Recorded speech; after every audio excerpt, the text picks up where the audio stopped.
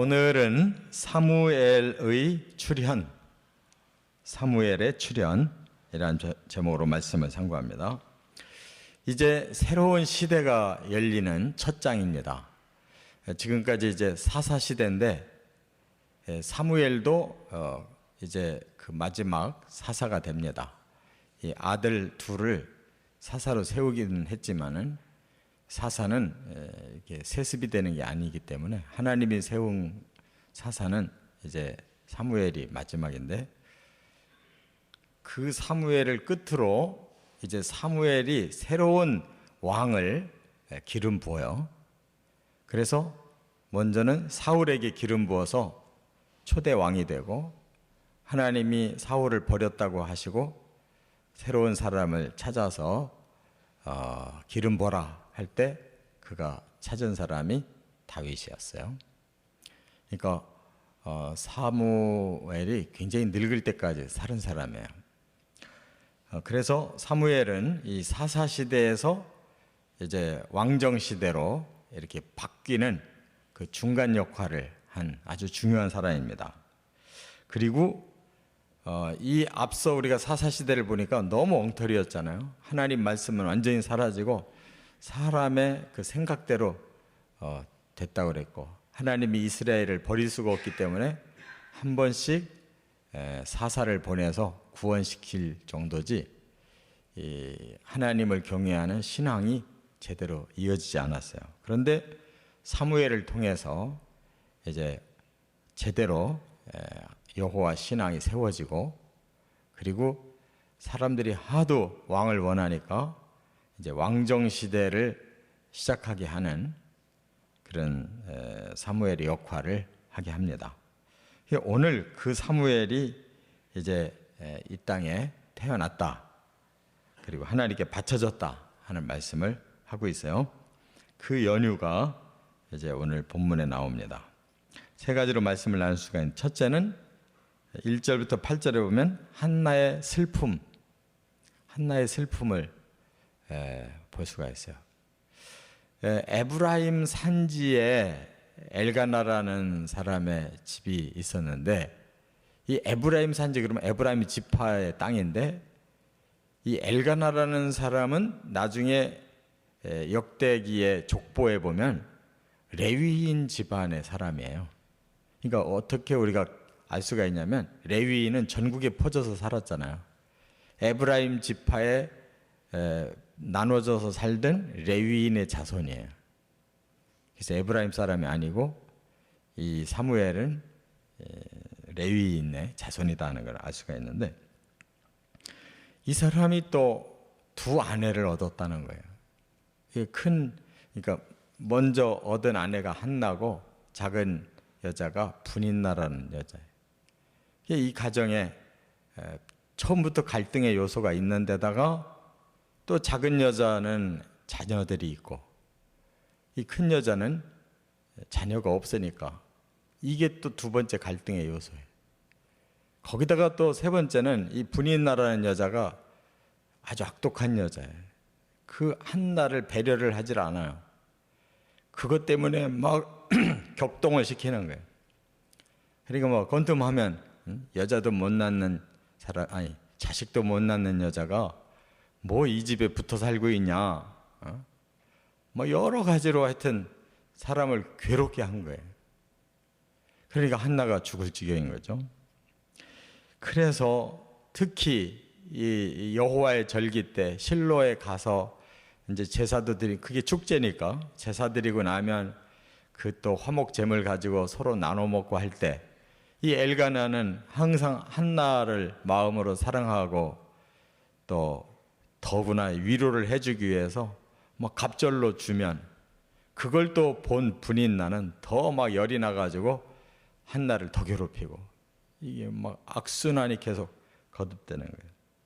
이 슬픔 속에서 사무엘이 출현한다는 거예요. 그런 거 보면 하나님은 전화위복의 인생을 주신다는 걸 알 수가 있어요. 분인나에게서는 뭐 아무 뜻도 없는 인생으로 끝났지만, 한나는 그 슬픔이 뜻있는 인생으로 바뀌어요. 그 계기가 뭐냐? 두 번째, 9절부터 18절에 한나의 기도를 말씀하고 있네요. 한나가 그 괴로움을 그냥 인간적으로만 풀으려고 하면 뜻있는 인생으로 안 바뀌는 거예요. 그 슬픔이 오히려 축복으로 바뀌는 기회가 기도였어요. 그래서 하나님 앞에 토로하는 거예요. 너무너무 괴로운 거를 이제 뭐 사람에게서도 위로를 못 받는, 남편이 아무리 사랑해줘도 위로가 안 돼요.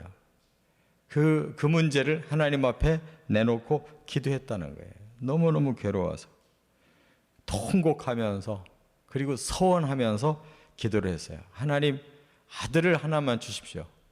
그럼 제가 하나님 앞에 바치겠습니다. 그러니까 이 여자는 아들을 낳아서 키우고 좀 아들 때문에 행복하고 덕도 보고 이런 인간적인 생각이 아니고 정말 자기의 본분이 한 가정을 이뤘으면 자녀를 낳아야 되는데 그 사명만 자기가 감당하고 나면 하나님께 돌려드리겠다는 거예요. 그러니까 한나의 생각이 참 올바른 생각이고, 이 훌륭한 신앙의 여인에서 태어난 사무엘이 그렇게 그 어머니의 믿음을 이어간 사람이라는 것을 알 수가 있어요. 그런데 우리가 앞서 여호와께서 한나에게 임신하지 못하게 하셨다 하는 구절이 있잖아요. 하나님은 우리 인생을 섭리하고 계셔요. 슬픈 일이 있고 괴로운 일이 있고 뭔가 억울한 일이 있어도 그게 하나님의 섭리일 수가 있어요. 신앙이 좋은 사람은 그것을 하나님의 섭리로 받아들이고 하나님의 방법으로 해결하려고 하면 아주 귀한 그런 열매로 바꿔질 수가 있어요. 그게 바로 한나의 기도예요. 이 엘리라고 하는 제사장이 그 가까이에 있다가 한나를 보게 됐는데 처음에 막 통곡하고 그러더니 나중에 오랫동안 기도하는데 입만 따삭따삭 하니까 이 여자가 술이 취했나 이렇게 생각하고 혼을 내잖아요.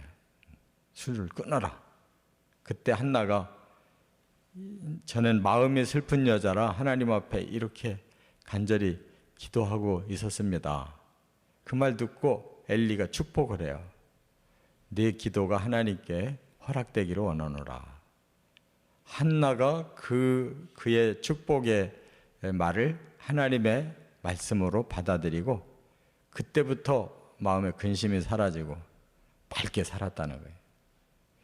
이처럼 기도라고 하는 것은 전적으로 하나님을 믿는 거고 우리가 할 수 없는 그 이상의 문제를 하나님께 맡기는 것이에요.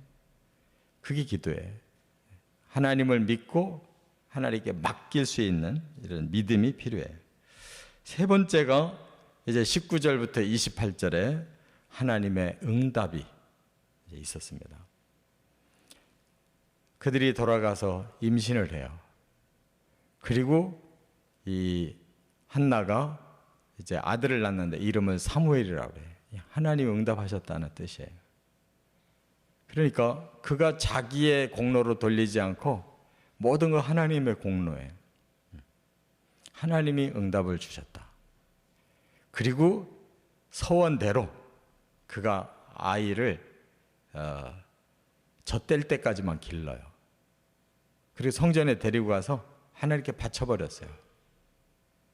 그리고 이제 매년 뒤에서 그 서포트만 해준 거예요.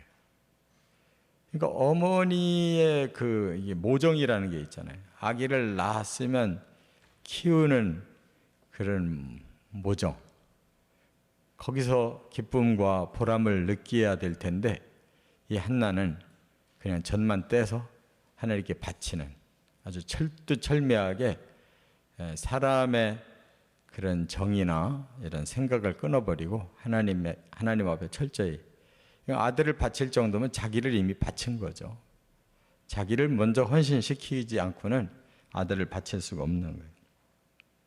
그래서 사무엘이라고 하는 위대한 인물이 시작됩니다.